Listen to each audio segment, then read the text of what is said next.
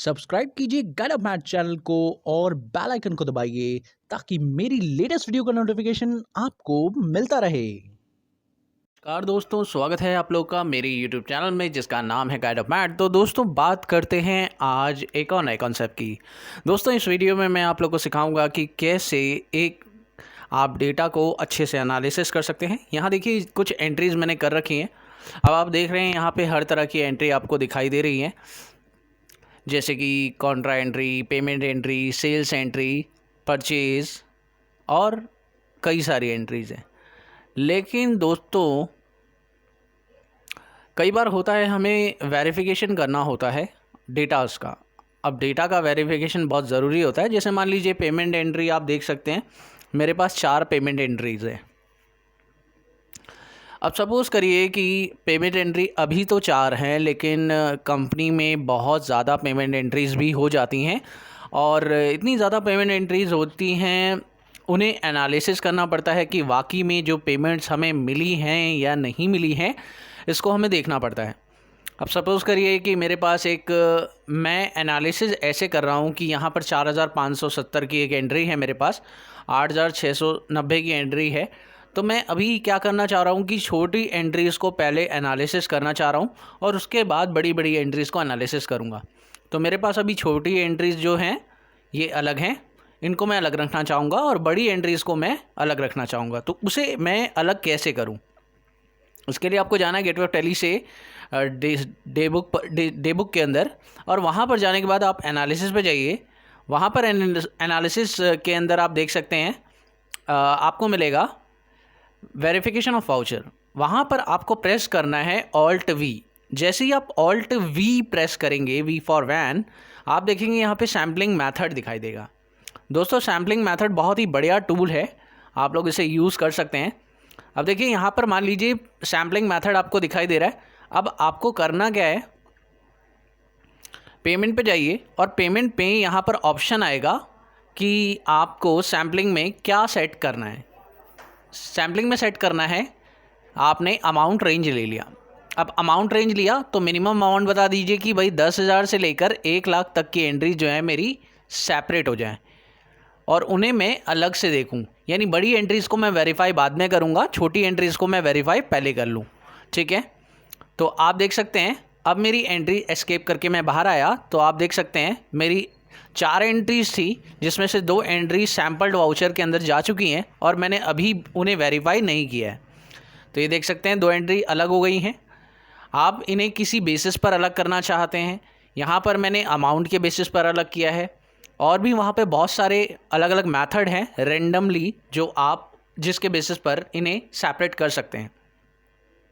Verification बहुत ही बढ़िया तरीका होता है आपके डेटा को प्राइवेसी से बचाने के लिए, और दूसरा सेफ्टी के लिए भी, अकाउंटिंग के लिए भी बहुत ही अच्छा तरीका होता है। दोस्तों सैम्पलिंग मेथड करना बहुत ज़रूरी भी है एक कंपनी के लिए, और ये अच्छा फीचर टैली प्राइम के अंदर मिलेगा आप लोगों को। ये देखिए मैं इसे जाकर चेंज भी कर सकता हूँ। मान लीजिए मैं ये कहना चाह रहा हूँ कि इवन नंबर्स वाले वाउचर जो हैं उन्हें अलग कर दो। ऐसा भी मैं कर सकता हूँ कि भाई जो इवन नंबर वाले वाउचर हैं उन्हें अलग कर दिया जाए। तो ये क्या करेगा, स्टार्टिंग फ्रॉम 2, तो स्टार्टिंग फ्रॉम 2 कर दिया तो इवन नंबर वाले वाउचर जो हैं अलग हो जाएं। मान लीजिए कॉन्ट्रा एंट्रीज़ हैं, तो कॉन्ट्रा एंट्रीज़ में मैंने ये बोल दिया कि भाई आप कॉन्ट्रा एंट्रीज़ के अंदर जो है वो कुछ ऐसा करो कि ऑड नंबर वाले वाउचर्स को अलग कर दो।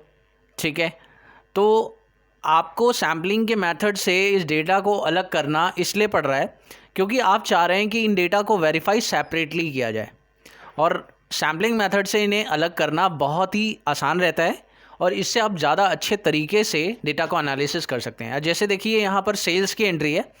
अब किसी स्पेसिफिक मंथ की सेल्स है, जैसे मैंने जुलाई मंथ की सेल्स को कहा कि भाई सेपरेट कर दो, मैं इनको वेरीफाई करना चाह रहा हूँ, तो सेपरेट कर दिया 1 जुलाई से लेकर 31 जुलाई तक की एंट्रीज को।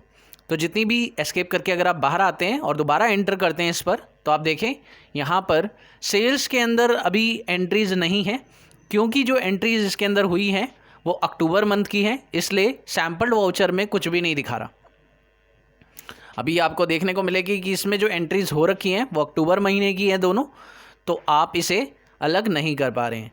अगर मैं इसे चेंज करके इसमें कोई एंट्री, मान लीजिए मैं कुछ एंट्री करके दिखा देता हूँ, मान लीजिए एक एंट्री मैं कर देता हूँ और वाउचर में जाके मैं एक सेल एंट्री पास कर ही देता हूँ जुलाई मंथ की। अब आप देख सकते हैं कि जुलाई मंथ की मैं एक सेल एंट्री पास कर रहा हूँ। जैसे ही मैं जुलाई मंथ की सेल एंट्री पास करूँगा उसके बाद वो क्या करेगा, उस डेटा को सेपरेट कर देगा। जैसे मैं एक फटाफट से एंट्री कर देता हूँ। यहाँ पर मैंने डेनिम फैब्रिक्स जो है 14 मीटर 150 रुपये के पर मीटर के हिसाब से जो है सेल आउट कर दिया है। और यहाँ सेल आउट करते ही जुलाई मंथ के अंदर आप देख सकते हैं डिस्प्ले मोर रिपोर्ट के अंदर एनालिसिस एंड वेरिफिकेशन के अंदर जब आप जाएंगे तो वहाँ पर आपको वाउचर वेरिफिकेशन के अंदर एंटर करने पर ये देखिए स्पेसिफिक पीरियड के अंदर सेल्स वाउचर में specific period sampling method set किया था, एक सेल अलग हो चुकी है क्योंकि आप ये जुलाई मंथ की सेल है इसलिए इसे अलग किया है। दोस्तों एंटर करने के बाद आप इसे वेरीफाई कर सकते हैं। अब ये क्या है इसको समझना है तो मेरे को आपको ये बताना पड़ेगा कि इसके लिए मैंने एक वीडियो बना रखा है। इसे ऑडिट फीचर कहते हैं और ये ऑडिट फीचर कैसे काम करता है इसके लिए मैंने एक सेपरेट वीडियो बना रखा है। आप लोग पहले आई बटन में जाके वो वीडियो देख लीजिएगा। वेरिफिकेशन बहुत ही अच्छा टूल है, मैंने यूज़ किया है, आप भी यूज़ करके देखिए इस टूल को कैसे इस्तेमाल करते हैं। इसमें आप वेरीफाइड कैसे करते हैं, एक्सटर्नल वेरिफिकेशन कैसे करते हैं, इंटरनल वेरिफिकेशन कैसे करते हैं, ये सारी चीज़ें उसमें आपको पता चल जाएंगी। आप लोग उस वीडियो को ज़रूर वॉच कीजिए और देखिए उस वीडियो को ताकि आपको समझ में आए कि आप वेरिफिकेशन कैसे करें। और दोस्तों साथ ही इस वीडियो में आपको और भी बहुत कुछ मिलेगा। रैंडम सैम्पलिंग जो आप कर रहे हैं यहाँ पर सैम्पलिंग मेथड बहुत ही बढ़िया मेथड माना जाता है इसके अंदर जो टेली प्राइम ने लॉन्च किया है। इस मेथड के अंदर आप ये तो कर ही सकते हैं, साथ में और भी बहुत सारे काम कर सकते हैं। जैसे कि अब यहाँ देखिए आपके पास पेमेंट एंट्रीज़ आपको दिखाई दी, कॉन्ट्रा एंट्रीज़ आपको दिखाई दी। कॉन्ट्रा एंट्रीज़ में मैंने ऑड नंबर्स को अलग किया, पेमेंट एंट्री में मैंने इवन नंबर के बेसिस पे अलग किया। चाहें तो आप वेरीफाई भी कर सकते हैं, चाहें तो आप अलग नहीं भी करें तो भी चल जाएगा। और सारे वाउचर्स को वेरीफाई करना है तो वो भी कर सकते हैं आप यहाँ देखिए, यहाँ पे मान लीजिए कि मैं किसी भी एंट्री पर और भी मेथड आपको दिखा देता हूँ। उसके अंदर बहुत सारे और मेथड भी हैं, जैसे कि मान लीजिए मैंने डिलीवरी नोट्स की एंट्री कर रखी हैं और जितने भी डिलीवरी नोट वाले वाउचर हैं उसके अंदर स्पेसिफिक वाउचर का रूल अप्लाई हो। अब स्पेसिफिक वाउचर क्या है दोस्तों, देखिए अब मैं आपको बताने जा रहा हूँ कि स्पेसिफिक वाउचर काम करता कैसे है। स्पेसिफिक वाउचर में लिखा मैंने फर्स्ट वाउचर से लेकर फर्स्ट वाउचर फ्रॉम वाउचर 10, यानी कि वाउचर 10 से हर पहला वाउचर जो है डिलीवरी नोट का हमें क्या करना है, सेपरेट करना है।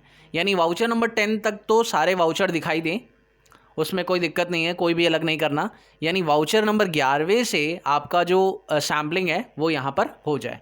डिलीवरी नोट की इस तरह से आपने कर दी क्लासिफिकेशन तो सैम्पलिंग डेटा उसे अलग कर देगा ताकि उसे अलग तरीके से आप वेरीफाई कर पाएँ। उसके अलावा आप ये भी कर सकते हैं, यहाँ पर बैनफोर्ड एनालिसिस भी दिया हुआ है जिसके अंदर आप यहाँ पर नेगेटिव और पॉजिटिव फिगर्स को भी के बेसिस पर भी सैम्पलिंग मेथड से अपना डेटा अलग कर सकते हैं और वेरीफाई कर सकते हैं। अब वेरिफिकेशन बैनफोर्ड एनालिसिस से बहुत ही अच्छा होता है जिसमें आप पॉजिटिव और नेगेटिव दोनों कर सकते हैं और पॉजिटिव नेगेटिव फिगर्स को अलग कर सकते हैं। जैसे पॉजिटिव फिगर्स को भी किया जा सकता है कि सिर्फ पॉजिटिव फिगर्स दिखाई दें, नेगेटिव फिगर्स ना दिखें, तो उनके बेसिस पर भी आप रेंडमली इसमें क्या कर सकते हैं, वेरिफिकेशन कर सकते हैं। मुझे उम्मीद है कि इस वीडियो में आपको बहुत ही अच्छी बातें मिली होंगी। Thank you so much for watching my video. Have a wonderful